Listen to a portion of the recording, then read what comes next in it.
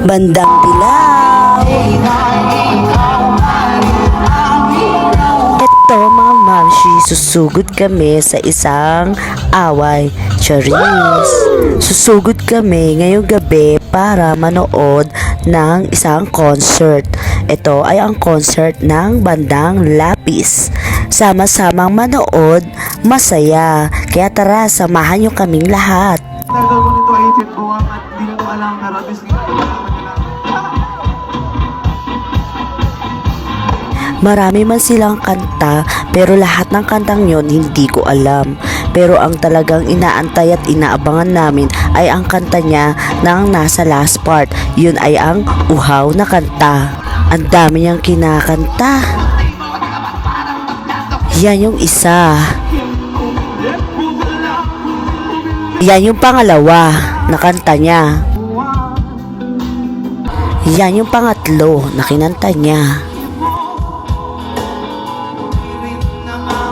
Ito naman yung pang-apat niyang kinanta. Kaya stay tuned lang mga mamshi. Mamaya sasayahan na kayo sa kanyang pagkanta. At mamaya mag-e-enjoy na rin kayo kapag kumanta siya. At ito na nga ang inaabangan ng lahat, ang last song niya. Our last song para sa lahat ng dehydrated sa pag-ibig dito sa Relo. Thirsty.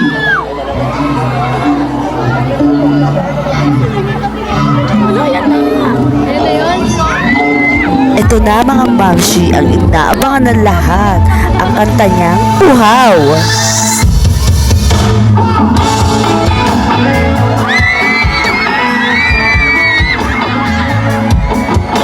Kaya ang lahat excited at nagsisigawan. Kahit ako, kinig-kinig.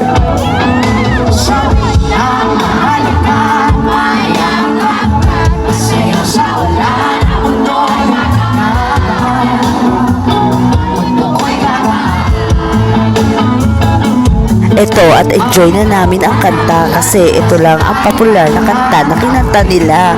So stay tuned and listen.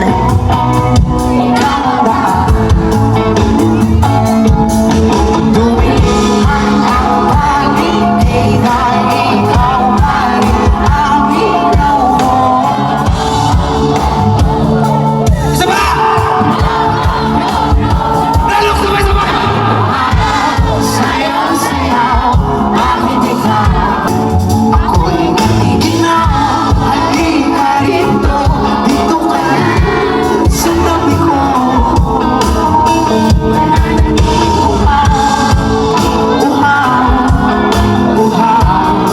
Ito nga't mga mamshi, may kita nyo na karamihan ay ang daming tao at siksikan para lang manood ng bandang Dilaw na banda.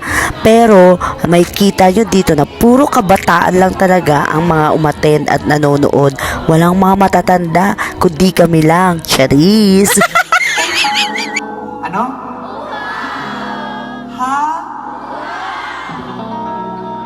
Ayan na nga at bumaba pa siya sa stage at pumunta doon, kumanta at lumapit sa mga audience. Kaya yan, lahat nagtatatalon at masaya. Yung iba kinikilig na nga rin. Syempre, alam nyo na, pag mga kabataan, tapos na silang kumanta. So, before nyan at bago sila umalis, meron pang pa-fireworks. May fireworks pa silang pinaghandaan. Ayan, happy fiesta mga taga-Reluk. So, hanggang dito lang tayo mga mamshi. Thank you for watching. Next time again. God bless. Bye-bye.